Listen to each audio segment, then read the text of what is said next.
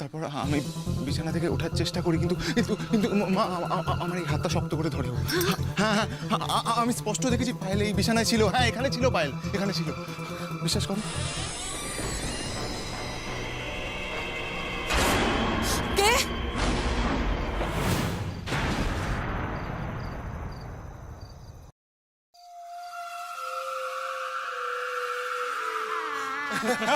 হাসি বন্ধ করবি, তাড়াতাড়ি কর বাবা, চলে আসছে।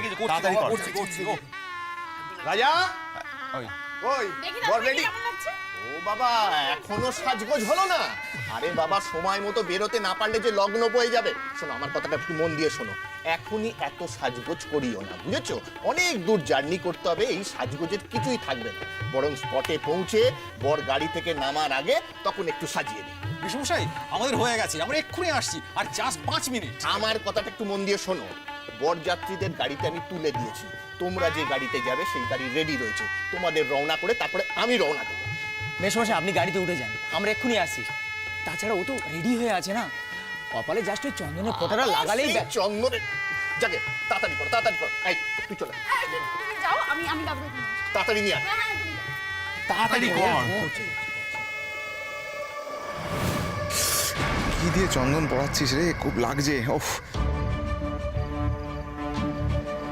লাগছে? কি বলছিস রে? আমি তো জাস্ট এই দিশলাই কাঠিটা দিয়ে পড়াচ্ছি, লাগবে কেন? বলছি তো লাগছে, প্রচন্ড লাগছে, জ্বালা করছে খুব। অতনুদা, তোমরা কি করে পড়াচ্ছ বলো তো? পুরো তো দেখো লালচে হয়ে যাচ্ছে জায়গাটা। কি বলছিস রে? আমি তো জাস্ট এই কাঠিটা দিয়ে পড়াচ্ছি। এই কাঠিটাতে এমন কি আছে যে লাগতে পারে? আরে বাবা, বলছি তো লাগছে, আমার কথা বিশ্বাস হচ্ছে না? কিভাবে লাগাচ্ছিস বলতো তুই? জ্বালা করছে আমার। ওটি কিছু নিয়ে আয় না, প্রচন্ড জ্বালা করছে, প্লিজ। হ্যাঁ, কিন্তু ওই দেশলাই কাঠিটা দিয়ে পড়ালে তো মানে এই অবস্থা হওয়ার কথা না। কি করে মানে সামহাও কি এন্ড পার্টটা দিয়ে পড়াচ্ছ বলে এরকম হচ্ছে?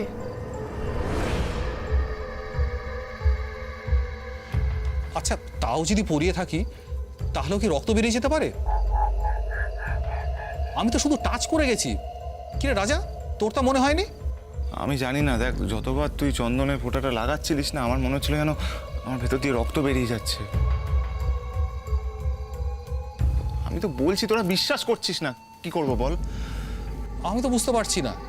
দেখ তো স্কিনে কোনো প্রবলেম হয়েছে কিনা, এরকম তো হওয়ার কথা না। বলছি বাদ দে না, চন্দন পড়বো না, তাই না? স্কিনে প্রবলেম যখন হয়েছে, না পড়াই ভালো। সে কি রে, বর্ষে যে বিয়ে করতে যাচ্ছিস আর চন্দন পরবি না বললে হয় নাকি? ঠিক আছে, আমি একটু তুলো এই কাঠিটাতে জড়িয়ে তোকে চন্দন পরিয়ে দিচ্ছি। তুলো দিয়ে পড়লে তোর তো আর ব্যথা লাগবে না। আরে বাবা, বলছি তো থাক না, আমার জ্বালা করছে। ঠিক আছে, তাহলে তোকে একটা চন্দনের ফোঁটা পরিয়ে দিই, জাস্ট একটা। তবু বিয়ে করতে যাবি, একটু চন্দন পরা হলো। চন্দন তো শুভ রে।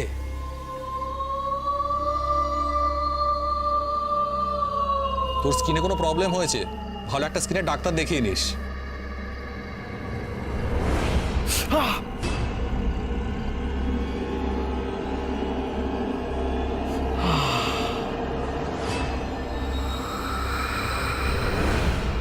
লাগছে? কি হলো? তোকে তো হাত দিয়ে পড়ালাম। আমার জ্বালা করছে বলে বলছি, বুঝতে পারছিস না? এ বাবা, রক্ত বেরোচ্ছে তো। দাদু ভাই, তোর খুব লেগেছে না? বলছি তো, হ্যাঁ লেগেছে। তুই শোন, তুই চন্দন পড়ার রিস্কটা নিস না। বুঝতেই তো পারছিস, চন্দন পড়াটা বোধহয় কেউ চাইছে না। তার মানে? তার মানে কিছু না অতনুদা, আবার তার মানে অনেক কিছু হতেও পারে। হ্যাঁ, শোনো না, ছেড়ে দাও, চন্দন পড়ানোর আর চেষ্টা করো না, ঠিক আছে? থাক। আরে অতনু, বোঝার চেষ্টা কর। তুই যেখানে যেখানে আমার চন্দন লাগিয়েছিস, আমার জ্বালা করছে, সহ্য করতে পারছি না। জানি না বাবা, তোর কি হয়েছে। তোরা যে কী সব রহস্যময় কথা বলছিস না, আমি বুঝতে পারছি না। এই যাকে, এই চন্দন যখন পড়ানো হলো না, তখন চল। এই পুটি, তুই একটু বরফ নিয়ে তুই রুমালে করে একটু ঘষে দে, তাহলে একটু জ্বালাটা তো কমবে। আমি এক্ষুনি যাচ্ছি। কি হলো রে? তোরা হাঁ করে কি তাকিয়ে আছিস? বলছি না আমার জ্বালা করছে। এ তোরা যা বাবা, ওয়েট করে আছে, দেরি হয়ে যাচ্ছে। যা যা যা, আমি বরফ লাগিয়ে আসছি। আচ্ছা আচ্ছা ঠিক আছে, তাড়াতাড়ি আয়।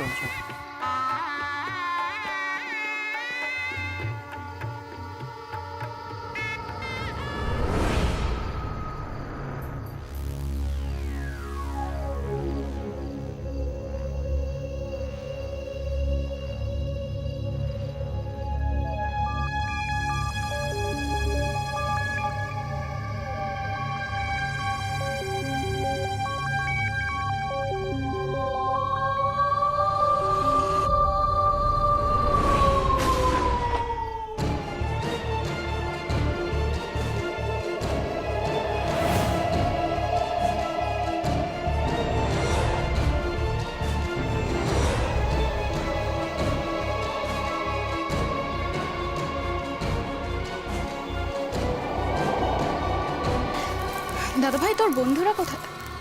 কি রে, তোর বন্ধুরা কোথায়? বন্ধুরা বেরিয়ে গেছে। চ চ চ চ। কি হয়েছে? কিছু হয়নি, চ। নিশ্চয়ই কিছু হয়েছে। আমি বরফ এনেছি, লাগিয়ে না। না না, বরফ লাগাবো না বলছি তো, চ চ। কেন? হ্যাঁ, বরফ লাগালে যদি আবার রক্ত বেরোয়? তার মানে বলছিস তো জ্বালা করছে, রক্ত বেরোচ্ছে, বরফ এনেছি, লাগিয়ে। বরফ লাগাবো না আমি। জ্বালা করলে করুক, লাগলে লাগুক, চল। দাঁড়া দাদা ভাই, তুই কি কিছু ফিল করেছিস?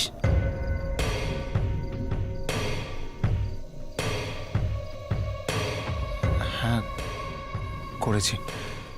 কি ফিল করেছিস?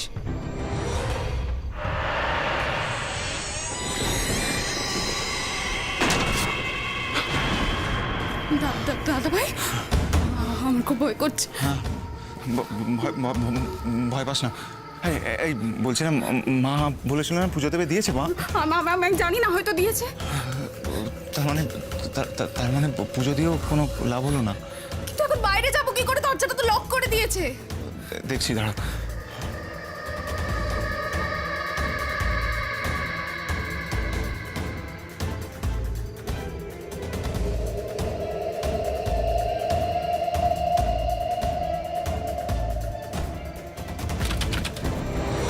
বন্ধ।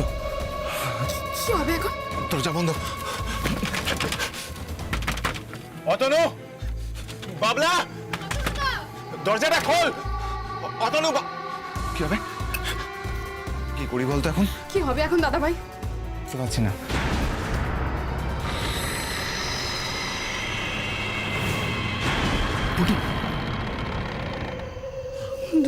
দরজাটা খুললো কি করে? কেউ তো নেই এখানে।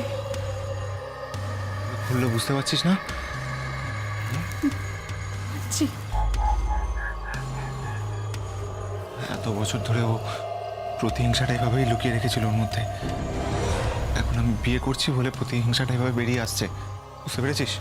চল চল চল চল চল। দাদা ভাই, বলছিলাম, ও হয়তো ভাবছে যে ওর জীবনটা যেভাবে শেষ হয়েছিল তার তো কোনো প্রতিকার হয়নি, তাই। আর দেখ, এত বছর পর তুই আবার নতুন করে বিয়ে করতে যাচ্ছিস, তাই হয়। পুটি, স্টপ, চল। তাই বলছিলাম, তা না হলে এতদিন পরও আবার নতুন করে সব ঘটনা কেন ঘটাব তুই বল? পুটি, চল।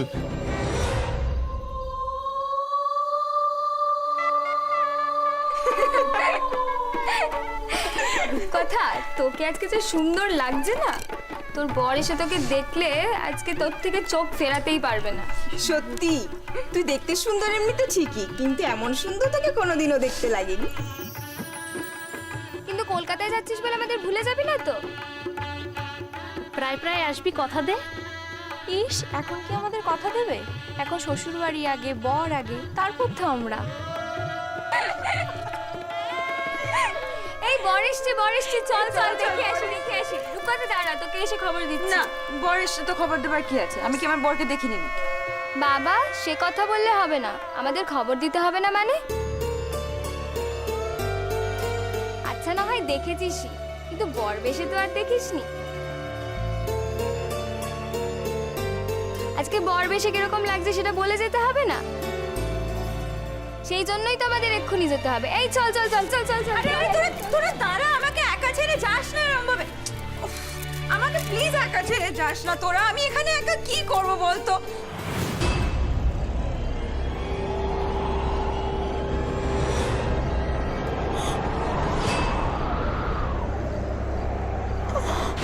তারপর কি ঠিক করলে? তুমি আমার তো আসারই কথা ছিল। আমি তোমাকে বলে গেছিলাম না সই পাতাতে। তা তুমি কি রাজি না? রাজি না? রাজি। তাহলে এই কথাই রইল তো, সই বকুল ফুল।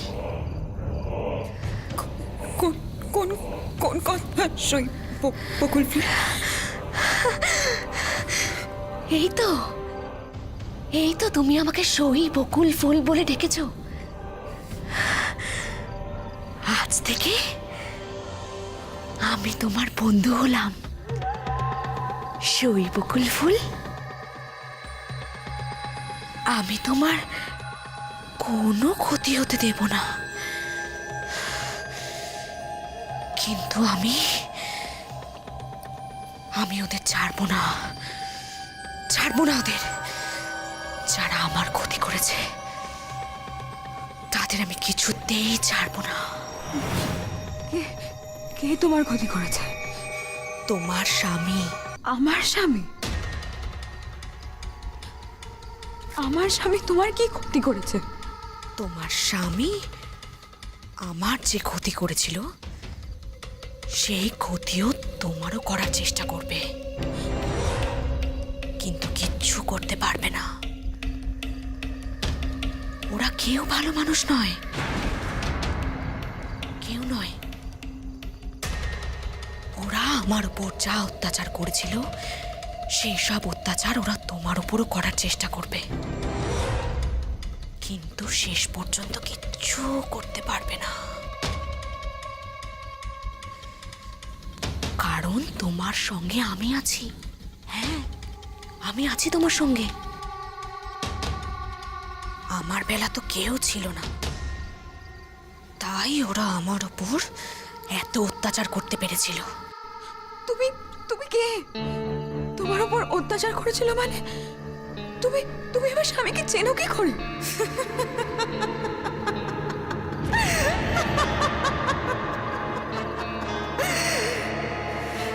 বাহারে, তুমি তোমার হাজবেন্ডকে যেভাবে চেনো আমিও তোমার হাজবেন্ডকে ঠিক সেভাবেই চিনি। মানে তোমার হাজবেন্ডের সঙ্গে আমার বিয়ে হয়েছিল। মিথ্যে কথা। I don't believe. That's your choice. বিশ্বাস করা বা না করা সবটাই নির্ভর করছে তোমার উপর। কিন্তু আমি যা যা বলছি সব সত্যি কথা বলছি।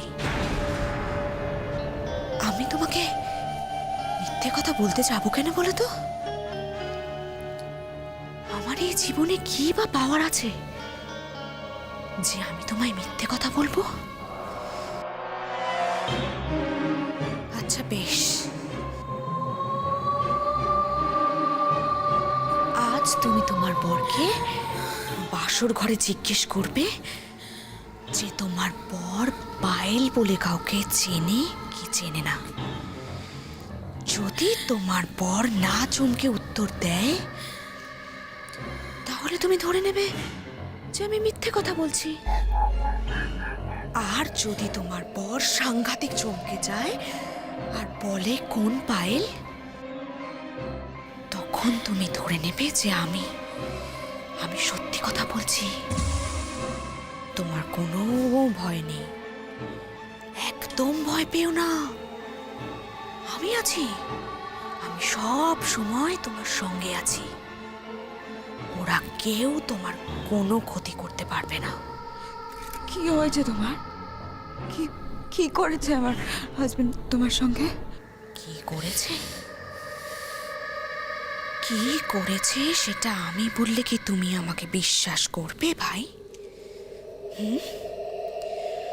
তোমার বর আমার সাথে যা যা করেছে সেটা ওকে নিজের মুখেই বলতে হবে, হ্যাঁ।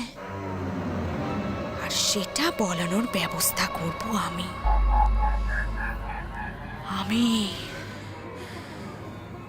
তোমার বাড়িতে এখন অনেক লোকজন, অনেক আত্মীয় স্বজন, তাই আমার আসতে খুব কষ্ট হয়। তবুও তোমার বিয়ে দেখার লোভটা আমি কিছুতেই সামলাতে পারছি না, জানো তো। কিছুতেই সামলাতে পারছি না। বিয়ের আসরে হয়তো কেউ আমাকে দেখতে পাবে না, কিন্তু তুমি তো আমাকে শৈবকুল ফুল বলে ডেকেছ, তাই তুমি আমাকে দেখতে পাবে। হ্যাঁ, তুমি আমায় দেখতে পাবে। আর চাইলে তোমার বড় আমায় দেখতে পাবে। তুমি যদি চাও। তুমি কি চাও? আমি কিচ্ছু বুঝতে পারছি না। তুমি কি বলছো? বুঝতে তো পারবে না। আর কি করে বুঝবে বলো? না বুঝতে পারারই তো কথা। তবে আমি জানি তুমি খুব ভালো মেয়ে। তুমি সব বুঝতে পারবে, সব কিছু বুঝতে পারবে তুমি। মরে গেছি বলে আমাকে অবহেলা করে দূরে সরিয়ে দিও না। মরে গিয়েও বেঁচে থাকা যায়, হ্যাঁ। আর সেটা আমরা যারা মরে গেছি শুধু তারাই জানি। হয়তো আমাদের অস্তিত্বের কোনো দাম নেই তোমাদের কাছে, তাই এই দাম দেওয়ানোর জন্য আমাদের মাঝে মাঝে তোমাদের সামনে হাজির হতে হয়। তোমরা যদি সহজে বিশ্বাস করো তাহলে আমাদের কাজ অনেক কমে যায়, হ্যাঁ, অনেক কমে যায়। আর যদি বিশ্বাস না করো তাহলে আমাদের অনেক কষ্ট করে এটা প্রমাণ করতে হয় যে আমরা বেঁচে আছি। বিশ্বাস করো, তোমাদের জীবনে বেঁচে থাকাটা একরকম, আর আমাদের জীবনে বেঁচে থাকাটা অন্যরকম। দুটোই বেঁচে থাকা, কিন্তু আমাদের বেঁচে থাকাটা অনেক কষ্টের। আত্মার মুক্তি না ঘটলে একেবারে মরে যায় কি করে বলো তো? তুমি কি জানো তোমার স্বামী একদিন আমাকে মেরে ফেলেছিল?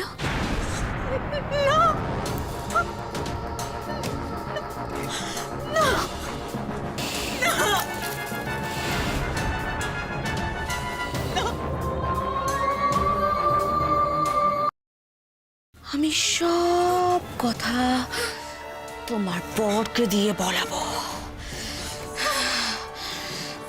তাহলে তুমি আমার সব কথা বিশ্বাস করবে। কেন মেরে ফেলেছিল তোমায়? তাও না হয় ওই বলুক, আমার কথায় বিশ্বাস কি? আমি তো বানিয়েও বলতে পারি। আর তাছাড়া তুমি আমায় কদিনই বা চেনো। এই শোনো রূপকথা, আমার বাড়ি রানাঘাটের একটা গ্রামে। গ্রামের নাম রূপসোনাপুর। রূপসোনাপুরের চাটুজ্জে বাড়ির মেয়ে আমি। যদি তুমি চাও তবে প্রমাণ নিতে পারো। আর তা না হলে বিয়ের পর তোমার বরকে বলো না তুমি ওখানে তোমার এক বন্ধুর বাড়ি যেতে চাও, কিন্তু গ্রামের নাম আগে থেকে বলো না, তাহলে ওকে নিয়ে যাওয়া বড্ড কঠিন হতে পারে। আর যদি সেসব না করতে চাও তাহলে তুমি আমার বাবা মাকে ডেকে পাঠাতে পারো। আমার বাবা মাকে ডেকে পাঠালেই সব প্রমাণ হয়ে যাবে। তুমি জানতে পারবে যে তাদের মেয়ের জীবনে ঠিক কি কি ঘটেছিল, সব জানতে পারবে তুমি। আমি এখন আসি। আমি আছি, আমি এই বিয়ে বাড়িতেই আছি, আশেপাশেই আছি। তোমার বর তো চলে এসেছে, বরটাকে দেখতে ভালোই, বর্ষা যে নিশ্চয়ই আরো ভালো লাগছে। যাই, একটু বরটাকে দেখে আসি।